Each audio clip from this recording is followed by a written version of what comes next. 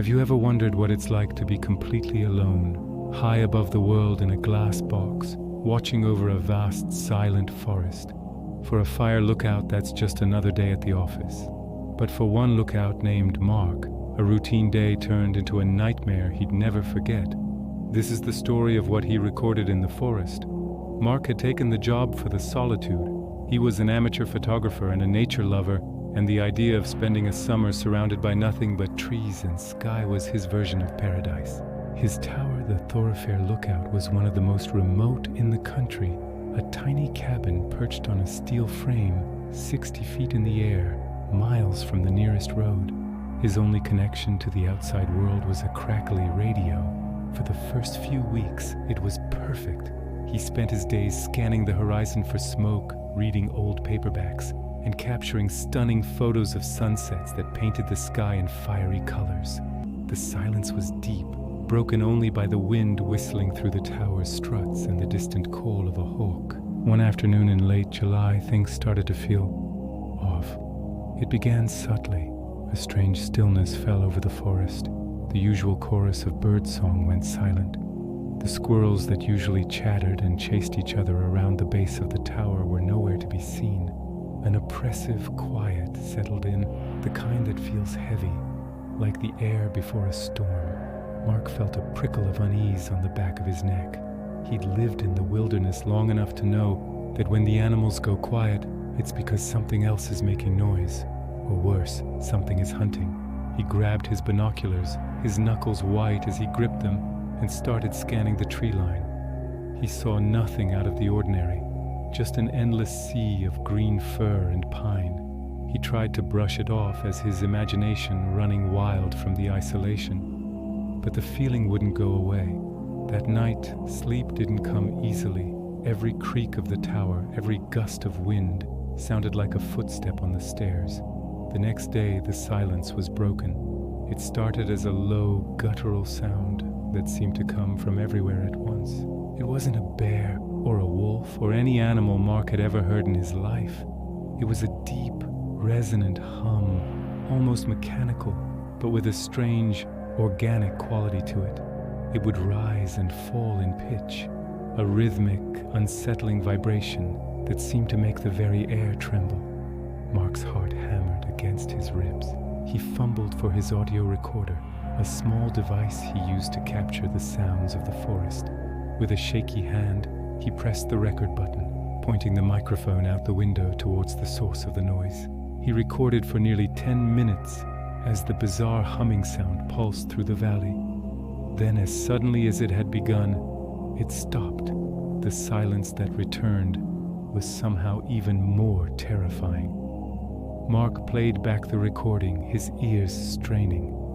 The sound was even weirder on the tape, a layered, complex noise that defied explanation. He radioed his supervisor, trying to keep his voice steady. He described the sound, but was met with skepticism. "Probably just the wind in a weird canyon, Mark," his supervisor said. "Or maybe a distant logging operation. Get some rest." But Mark knew it wasn't the wind, and there were no logging operations for 100 miles. The next night it happened again. This time it was louder, closer. It sounded like it was coming from the dense patch of woods directly below his tower. Mark felt like a trapped animal. He was 60 feet up, but he had never felt more exposed. He grabbed his high-powered camera, the one with the telephoto lens, and pointed it into the darkness, frantically snapping pictures of the shadows between the trees, hoping to catch whatever was making that god-awful noise. The flash illuminated the woods in brief, stark bursts of light. He saw nothing but trees and undergrowth. He spent the rest of the night with his back against the door, a fire axe clutched in his hands, listening. The humming eventually faded away before dawn. The next morning, exhausted and terrified, he decided to review the photos from the night before. He uploaded them to his laptop, his hands trembling as he clicked through the images. The first few dozen showed nothing, just blurry leaves and dark tree trunks. He was about to give up, to dismiss it all as a stress-induced hallucination, and then he saw it.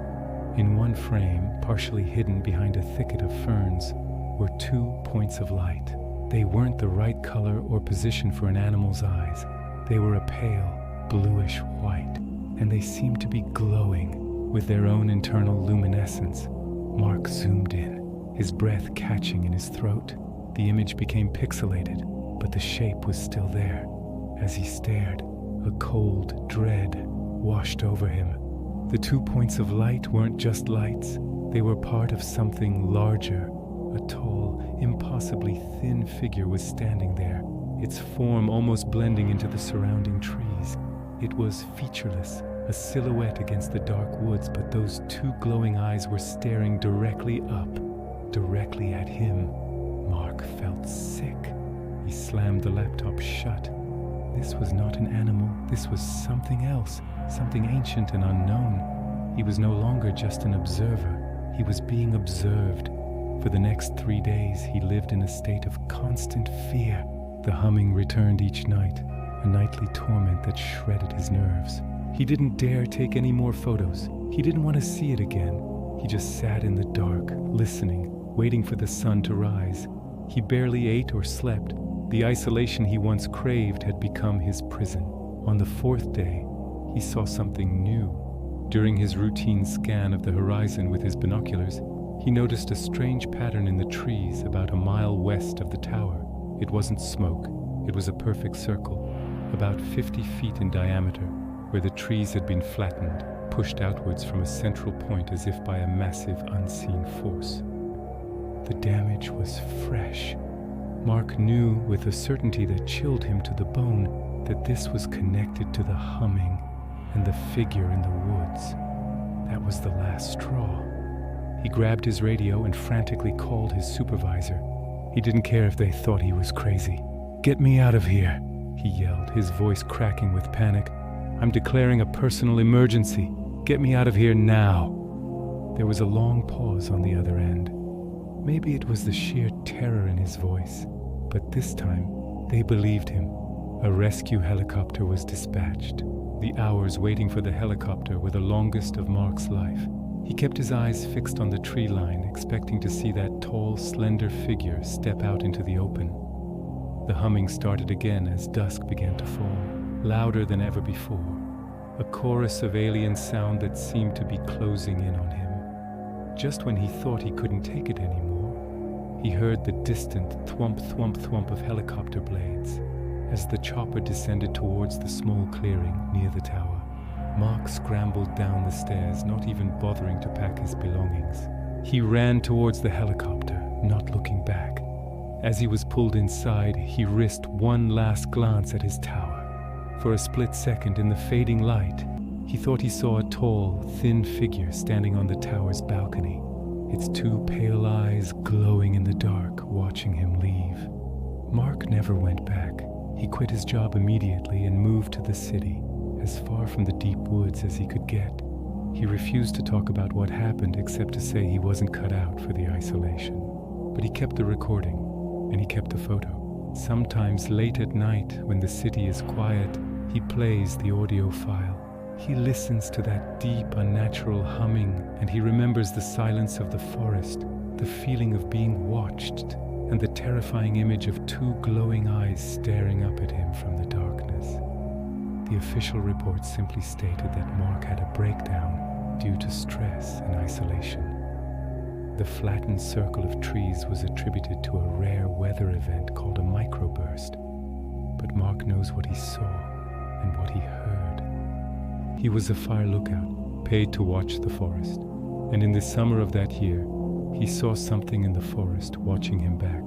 The recordings and the photo are his proof. Proof of the secrets the deep woods keep, and a chilling reminder that we are not always alone, even in the most remote places on Earth. Thanks for watching. What do you think Mark saw in the forest? Let me know your theories in the comments below. And if you enjoyed this story, don't forget to like and subscribe for more mysteries from the edge of our world. Stay safe out there.